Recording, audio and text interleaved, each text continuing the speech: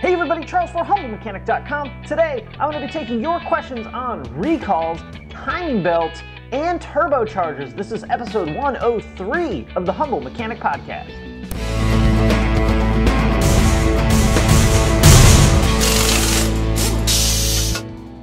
So, as always, if you want to get a question on a show like this, email me, charles@humblemechanic.com, and put question for Charles in the subject. You guys have been doing an awesome job of asking the question, hitting the enter button a couple of times, and then giving me the background information that really does help me answer these questions a lot easier. So, awesome job, guys. Thank you very much for that. Now, before we get into the show, let's talk about the sponsor of the day, which is CRP Automotive. CRP deals in a ton of OE maintenance and repair parts. They have everything from suspensions to timing belt kits and fluids. They also make the factory DSG fluid for Volkswagen and Audi. They also have other brands like Pennison and Rhine. So, check them out at crpautomotive.com. Oh, now that it's finally getting cool out, I'm able to wear the sweatshirt in the garage. This is one of the newer driver gear sweatshirts. A lot of you guys ask me about the shirts that I'm wearing when I'm not just wearing my regular Humble Mechanic shirt. So I'll put a link to this sweatshirt in the video notes for you guys. But this is an incredibly awesome sweatshirt. All right, now let's get into your questions. First one comes from Scott. He says, how does Volkswagen handle recalls on parts that have been retrofitted from other Volkswagens? He received the letter about the 69L2, which is the Clockspring recall for his 2012 Tiguan. Scott upgraded his Tiguan to the GTI multifunction steering wheel, and to make the Clockspring work on his Tiguan S, it had to be replaced with another Clockspring from a different Tiguan that also had the multifunction steering wheel. Now that there's a recall on that part, I'm curious if my Clockspring would have to be replaced with the same type that came on my car, or do the newer Clocksprings all support multifunction steering wheels? Thanks and congratulations on show 100. Awesome, great question, Scott. So, Scott took his factory Tiguan S steering wheel and installed a GTI steering wheel, which is a way cooler steering wheel. But in order to do that, he had to replace the Clockspring. When you take your car to the dealership for a recall, they look at recalls by the VIN. So, Parts is going to look at your vehicle by the VIN and pull the Clockspring for your vehicle for that VIN.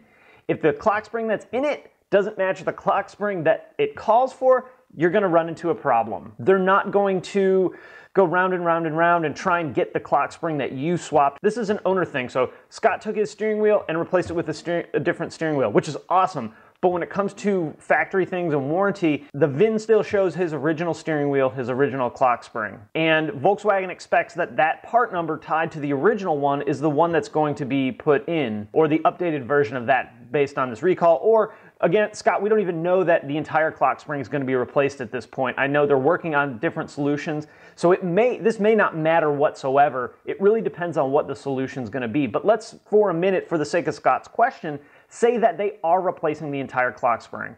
What's going to happen is the tech's not going to pay attention to it. He's going to get the new Clockspring under recall. He's going to take your steering wheel off and go, wait a minute, these don't match. And then it's going to be a problem. So in this case, because you have modified your vehicle, decline the recall. Just tell them that you don't want to have this done. And that's going to be the easiest thing for everybody. Otherwise, you know, it's going to be calls to Volkswagen. Is Volkswagen even going to pay for it because you've modified your vehicle in some way?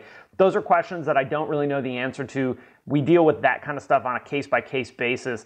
Sometimes it's fine. Sometimes they say no way. Sometimes they say the customer's got to put their vehicle back to stock so we can execute the recall, and then they can do what they want with it after that. But I would say for you, Scott, for right now anyway, I would plan on not having this done. Once we know exactly what this Clockspring update is going to be, I'll let you guys know, because let's say it's installing a spacer or a cover or something like that.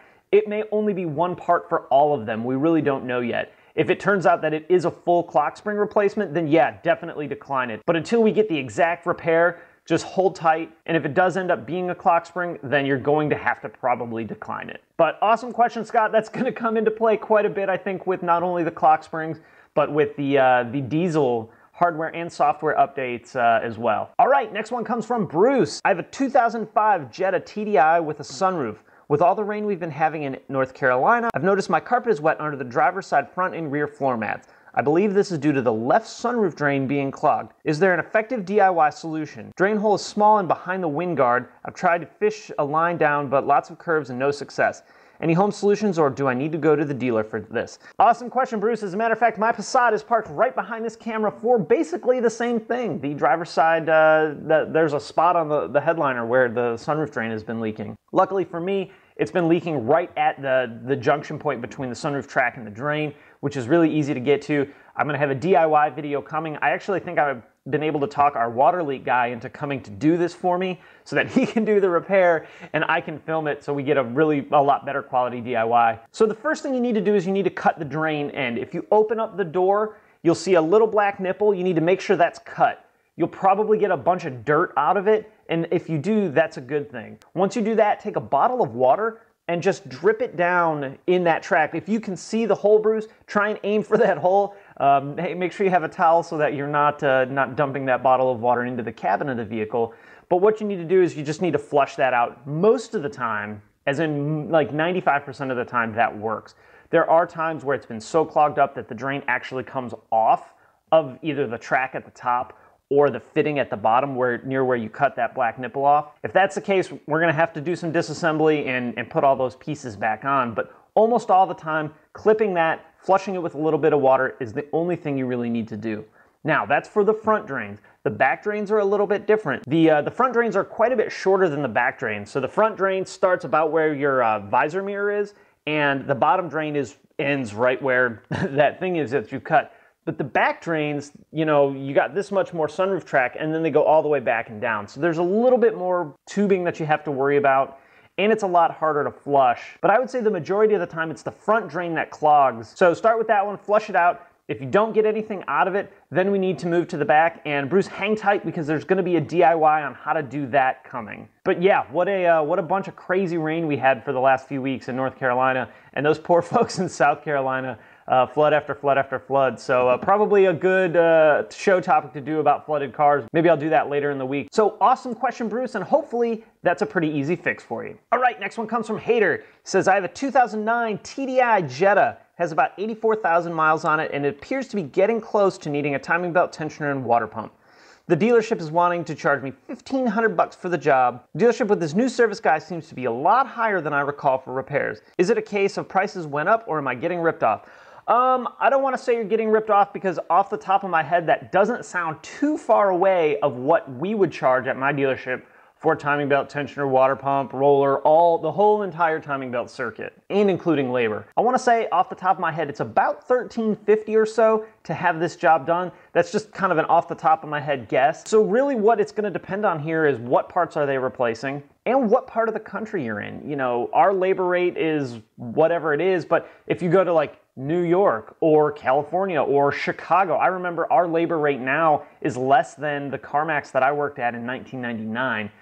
Just outside of Chicago. So labor prices are really dependent on your location. Now, the thing that caught my eye about your email is not actually the price they're charging, it's the mileage. Your timing belt isn't due at 80,000 miles or 90,000 miles. I'm almost positive that the 09s were 120,000 mile timing belt intervals. You'll want to double check your owner's book and make sure that I'm not wrong, but I think there was 2 intervals for those timing belts. 120,000 miles and 130,000 miles. I don't remember exactly what the difference was or why they went that way, or maybe they've all been 130 and I just have 120 ingrained in my head. I would make sure I checked my owner's book to be sure that I'm getting my timing belt done at the proper interval. Now, if you're 5,000 miles early, no problem. Even 10,000 miles early, honestly, is not a problem at all. I think I did the timing belt on my Passat like 20,000 miles early, just because I was really paranoid about the timing belt breaking. It's one of those things I try and tell people, look, it's better to do this 10,000 miles too early than 1 mile too late. So I'm not hating on doing it a little bit early, but this seems quite a bit earlier than I would recommend doing it.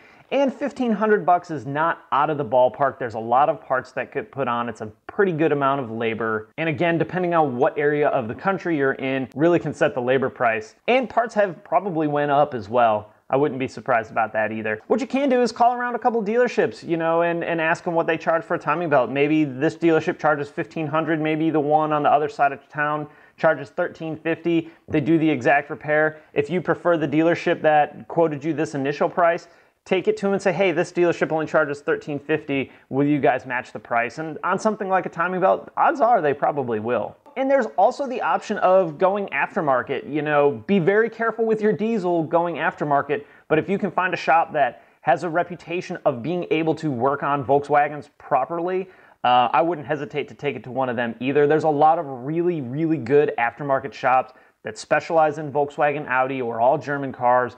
I wouldn't hesitate to take it to one of them. I would be a little bit leery of taking it to somewhere that doesn't necessarily work on a lot of Volkswagens and Audis. Most of the time, they don't want to work on Volkswagens and Audis anyway.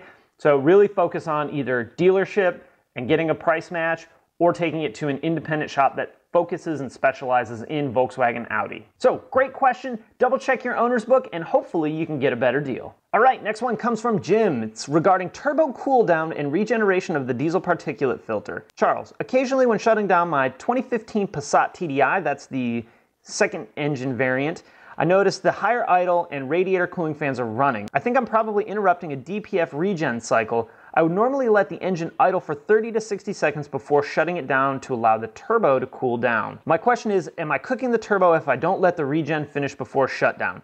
Should I take the car back on the road and let the regen cycle finish? And under normal circumstances, is 30 to 60 seconds enough time for the turbo to spool/cool down when coming off the highway? I wish Volkswagen had a dash light for regeneration cycle.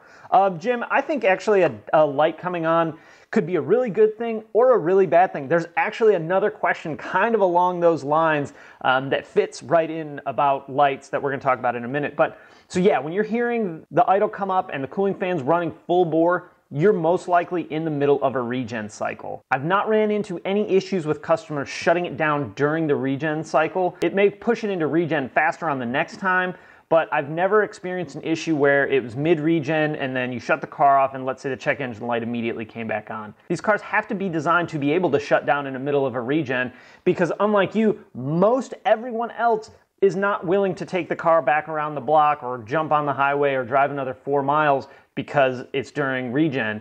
They want to get, when I get home, that's it, I'm home. I don't want to have to take my car around the block 3 or 4 more times, to let it finish its regen. So I don't really think that's going to be a problem, especially if you're putting enough miles on your vehicle that the car has other opportunities to regen.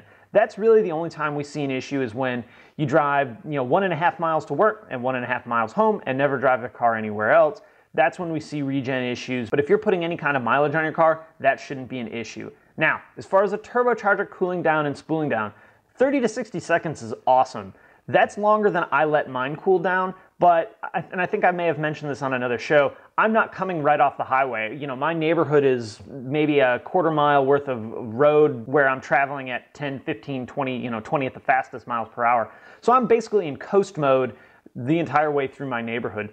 The times where you really need to be concerned about turbo cool down and spool down is immediately after full throttle acceleration. So if you're all in the throttle, all in the throttle, all in the throttle, and then, okay, I'm done and I'm at work or I'm at home, and you shut the car off, that's gonna be a problem because your turbo's still spinning at that really high RPM. But if you're kind of easing into your neighborhood, easing into your driveway, it's not gonna be a problem. Even light acceleration is not gonna be a problem because your turbo's not gonna be, may not even be spooling up anyway, and if it is, it's gonna be a lot lower RPM than it would be if you were under full throttle acceleration. So I think 30 seconds is plenty. 60 seconds is not a problem. A good practice is to, when you get to your destination, put your car in park, unbuckle your seatbelt, get all your stuff together, and then shut your car off. And that'll probably give you enough time to let the turbo cool down enough or spool down enough so that it's not running at full high RPM. And that should be enough time to let it naturally cool down. And a lot of cars have after-run coolant pumps that'll continue to pump coolant around the system, so that that'll help cool it down as well. Awesome question, Jim. Good luck, and yeah, keep doing the practice. I don't think 30 seconds to 60 seconds is going to do you any harm at all. All right, next one comes from Bruce. Says, hey Charles, I have several TDIs and other VW gas engines, and I've noticed that the coolant temperature is always at 190 degrees. The dial is always straight up and never deviating even by 5 degrees, no matter how hot or cool the ambient temperature is once it's at operating temperature. Can you comment on this? Does the gauge or temperature sensor have a plus-minus range of degrees? So basically, 185 to 195 is 190, 180 to 200 is 190. I find it really hard to believe if the gauge was accurate that we would not see some fluctuation in the gauge reading in extreme temperatures or the cooling system was always at 190 degrees. Thanks, Bruce. Bruce, awesome question. And this kind of ties back to that last question about having a DPF light. So you are actually correct. The gauge almost always reads 190 once it's up to temperature. In fact, if you see the gauge tweaking up above 190, you're well past 190 at that point. You're probably in the 215, 220 range when you start to see the gauge creep up. The reason they do that is when things are happening, you're driving along, you have your dash light, a light comes on or a gauge moves or something happens, people panic because, oh goodness, my car's overheating, or oh goodness, my car's not hot enough. They do that because this is merely an indicator for the customer. This has nothing to do really with diagnostics or technician work. It's all for the customer, because as a technician, what I'm gonna do is I'm gonna plug the scan tool in, I'm gonna plug VACCOM in, and I'm gonna look at what the temperature sensor reads. I'm not gonna worry too much about the gauge, unless we're having an issue with the gauge, like the gauge never climbs and the car's getting up to temp or something.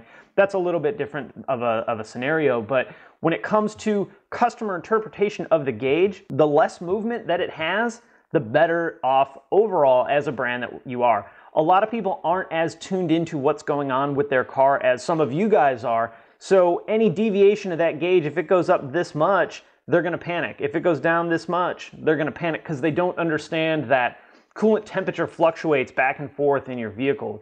While you're driving, you're getting more airflow across the radiator. When you're stopped, you're getting less. When the fans come on, that overcomes you not moving. So there's a lot of things that are happening. And as manufacturers, to me anyway, you want customers focusing on what's outside the windshield, not what's right below it, not what's right in front of your steering wheel.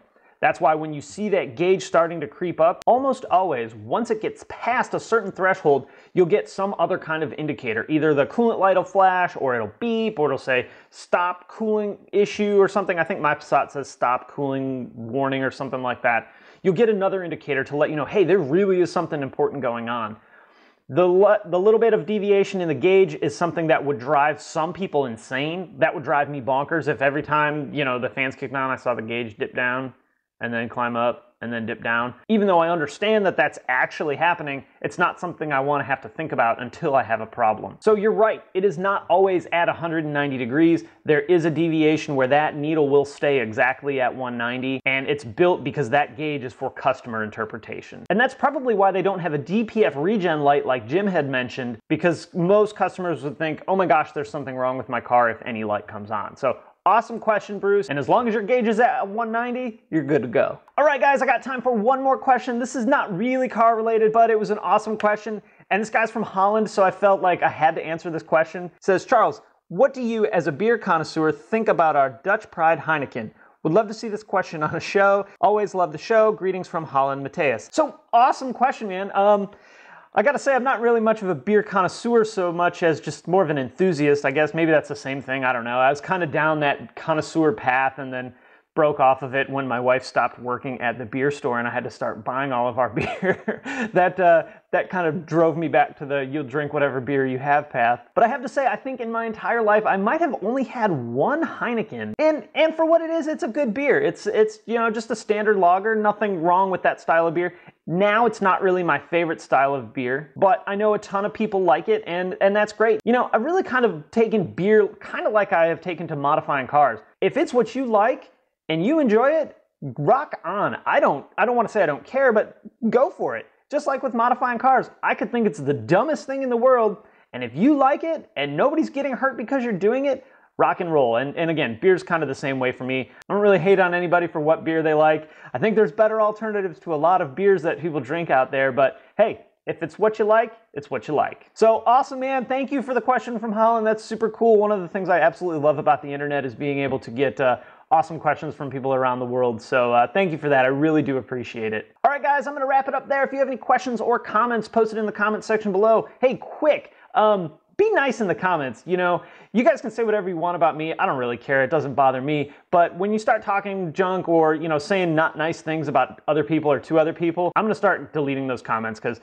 like I said, talk whatever you want about me, but when you guys start attacking each other, I'm not cool with that. You know, there's plenty of other places for you guys to do that, and I don't want that to be on Humble Mechanic or on the YouTube channel or on Facebook. So just real quick, we're a community. Let's treat each other that way. You guys are all open to having your own ideas and own opinions and stating them as such, and you know, people get emotional about certain topics, so all kinds of cool with all that stuff, but it's when you start attacking other people that I'm not cool with that. So from now on, those comments are going to get the boot. If that makes anybody sad, I'm sorry, but people are being jerks and I am not gonna stand for that anymore. So if you like the video, throw out a thumbs up on YouTube. I always appreciate that. You guys can also subscribe on YouTube or on the blog at humblemechanic.com. Follow me on Facebook, Twitter, Instagram, the blog, and obviously here on YouTube.